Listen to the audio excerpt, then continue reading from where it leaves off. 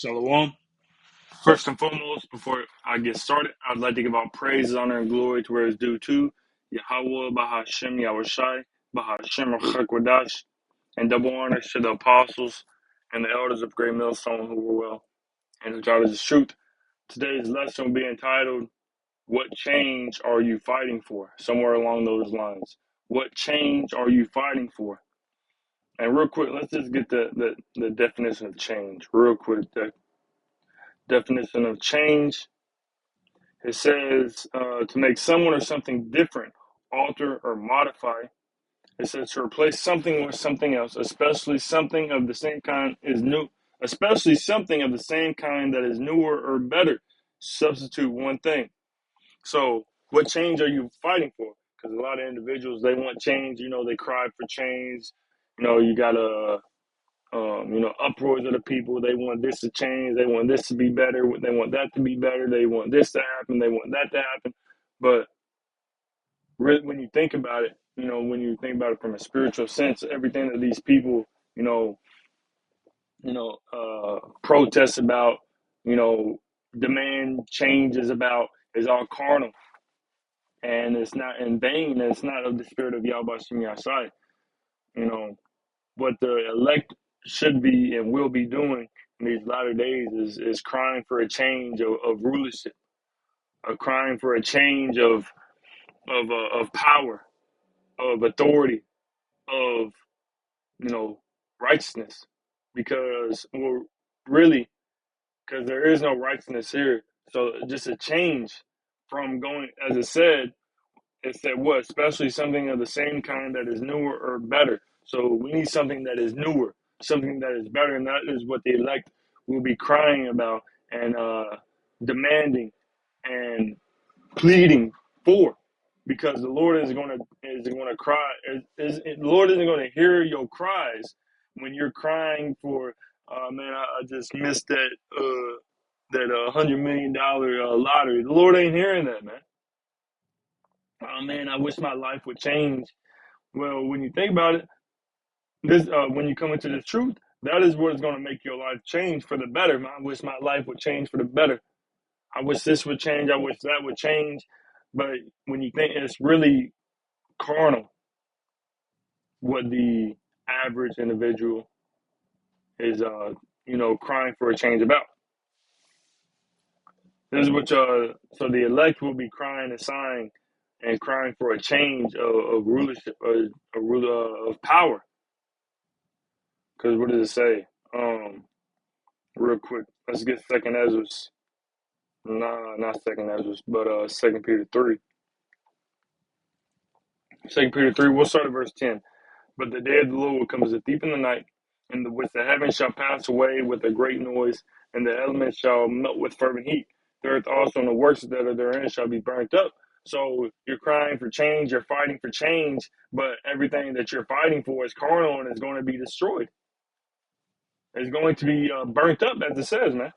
So everything that these people are fighting for a change about is not going to last forever.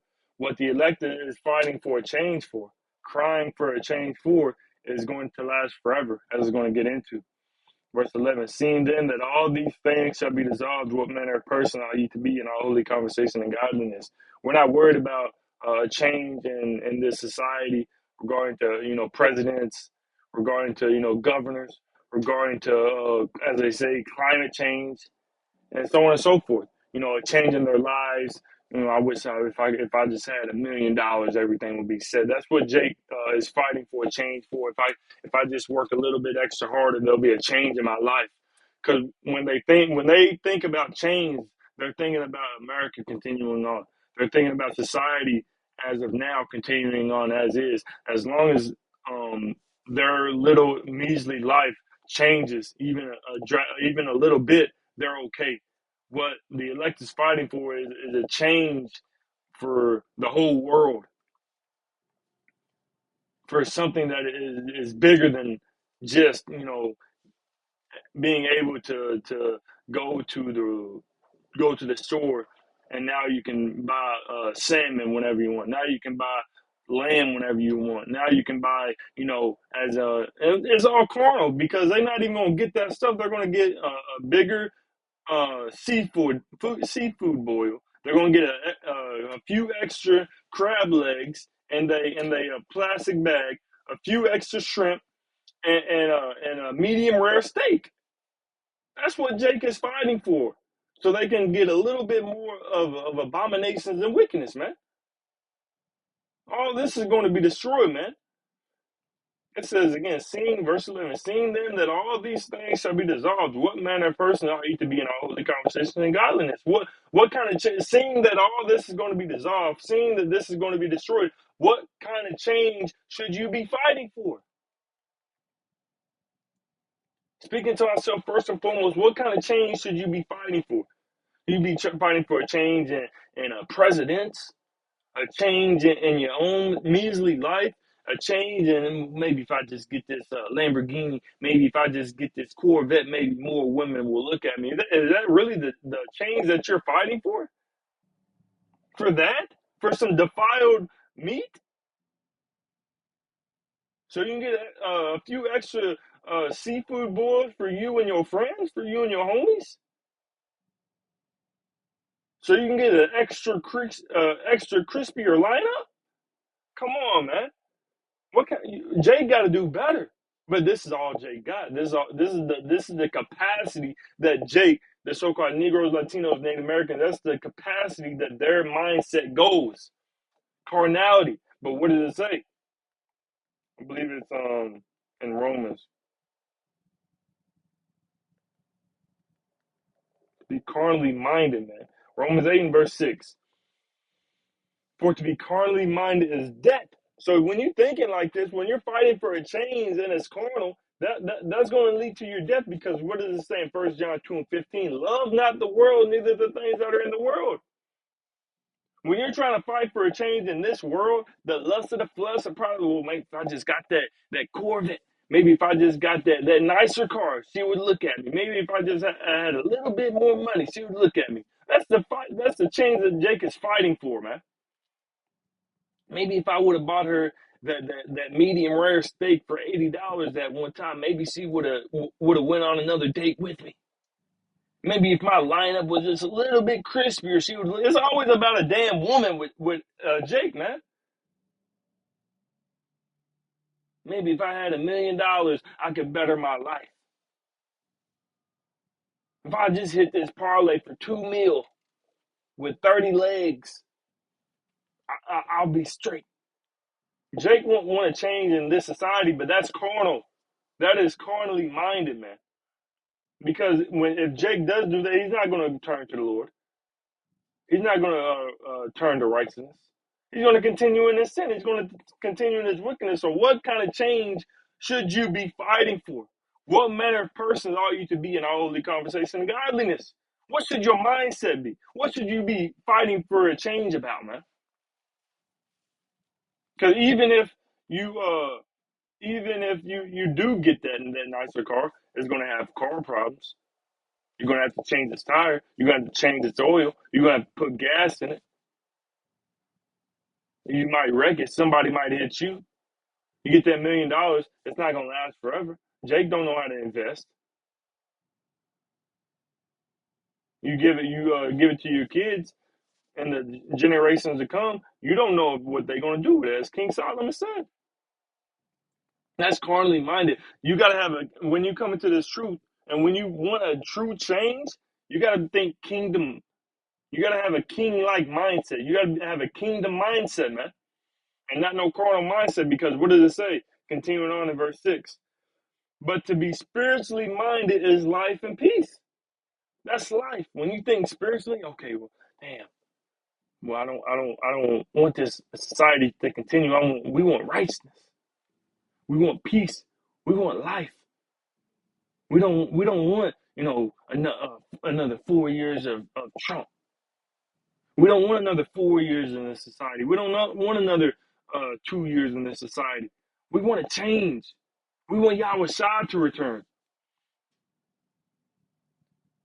We want to be perfect. That's the change that we want. That's the change that we desire. That's the change that we crave. That's the change that we are fighting for, anticipating. It says again, For to be carnally minded is death, but to be spiritually minded is life and peace.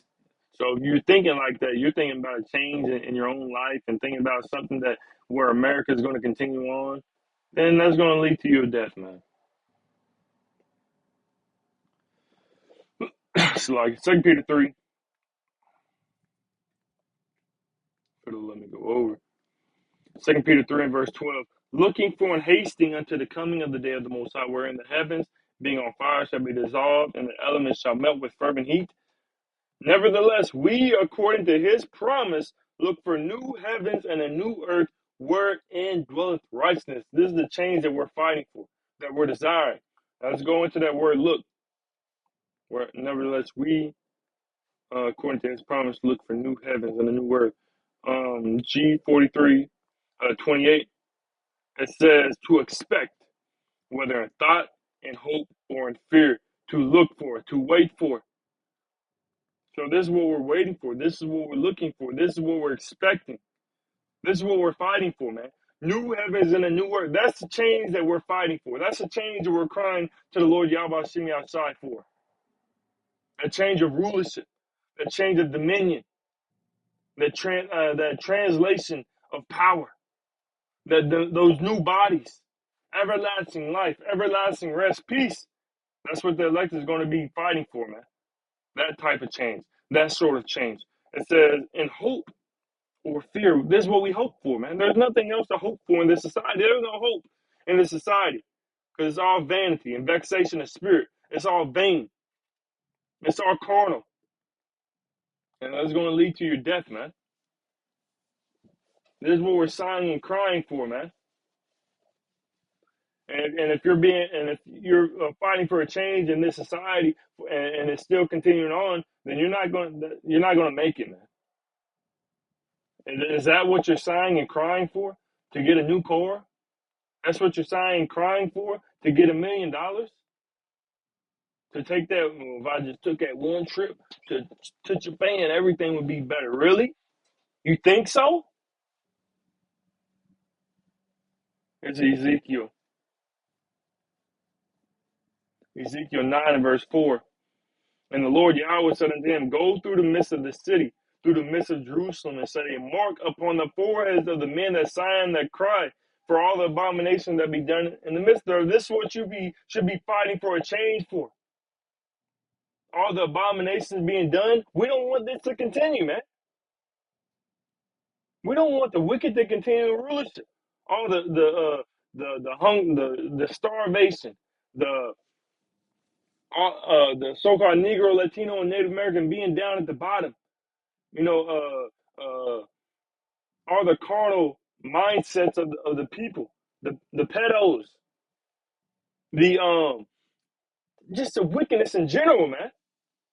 All the ungodliness taking place. Our enemy over top of us. This is what the change that we're fighting for. Jake just won a new Honda Accord, man. The newest 2024 Scat, which I don't even make those no more. The last one was 2024, I believe, anyways. Jake just if I just land this new job, my life will be set. If I could just make $200K a year, my life will be set. It's just going to come with more problems, man. Higher bills. With more money comes a higher lifestyle. More money comes with a higher lifestyle. Now instead of paying $5, now you're not going to Walmart no more. You're going to Trader Joe's. You're not getting you're not getting the veggies from the regular section. Now you're getting the veggies from the organic section, the organic section, man. This is what Jake is crying for, man. But we're crying and fighting for a change of power because we're in the midst of wickedness, the midst of darkness, everything going on in society, and this is what Jacob is crying for, man. This is what we're crying for, man. That the Lord destroy this place and bring about a true form of rulership, a true form of power. Verse 5, Salakia. And to the others, he said in mine hearing, the ones who want to continue in this society, the ones who don't get that mark of exemption, the ones who aren't sighing and crying for the abomination in this world, go ye after him through the city and smite. Let not your eye spare, neither have ye pity. Slay utterly old and young, both maids and little children, and women. But come not near any man upon whom is the mark, and begin at my sanctuary. Then they begin at the ancient men, which were before the house. Because you even have Israelites, so-called leadership positions who aren't sighing and crying for the abominations, who aren't fighting for a change of rulership, a change of power, but really they're just fighting for a change in their own life. How they can, make merchandise of the truth, how they can, make more money, get more women in the truth, take advantage of women, take advantage of men, take advantage of this, take advantage of that. And they're not doing it in sincerity and the truth. The Lord says, slay utterly old and young. Don't spare them. So if you're trying to fight for a change and you see and you're envisioning with your change, America continuing on, then you're going to be destroyed and the Lord is going to kill you, man. 2 Ezra 15, because the Lord is done, man. The Lord is done. 2 Ezra 15 and verse 5, behold, said the Lord, I will bring plagues upon the world, the sword, famine, death, and destruction. You're fighting for a change in the society that the Lord is about to destroy. It says, verse, why, Lord, why are you going, we just want to change. Why are you going to bring these things upon the world, man? Verse 6, for wickedness hath exceedingly polluted the whole earth, and the hurtful works are fulfilled. That's why the Lord is bringing this destruction, because it's wickedness. What you're fighting for a change for leads to nothing but continual wickedness, continual ungodliness, continual abominations. You don't want the moles to be destroyed. You don't want your enemies to be destroyed. You want to stand next to them and hold hands and sing Kumbaya.